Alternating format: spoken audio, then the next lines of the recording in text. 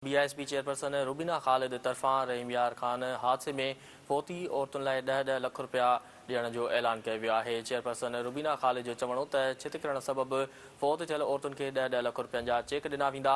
संदसि चवणो त ही आख़िरी क़िस्त हुई जेका पुराणी निज़ाम तहत अदा कई वई।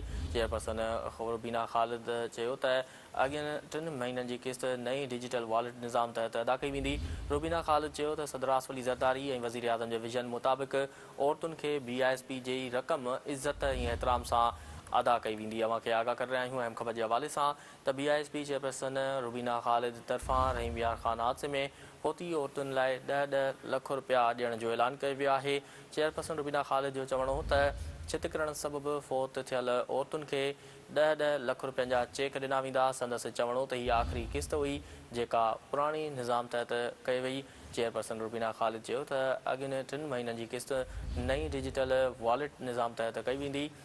रुबीना ख़ालिद चयो त सदर आसिफ अली ज़रदारी ऐं वज़ीर आज़म जे विजन मुताबिक़ औरतुनि खे BISP जी रक़म इज़त ऐं एहतराम सां अदा कई वेंदी। अहम ख़बर आहे जेका अवां सां शेयर करे रहिया आहियूं त BISP चेयरपर्सन रुबीना ख़ालिद तरफ़ां रहीम यार ख़ान हादसे में फ़ौती औरतुनि लाइ 10 लख रुपया ॾियण जो ऐलान कयो वियो आहे।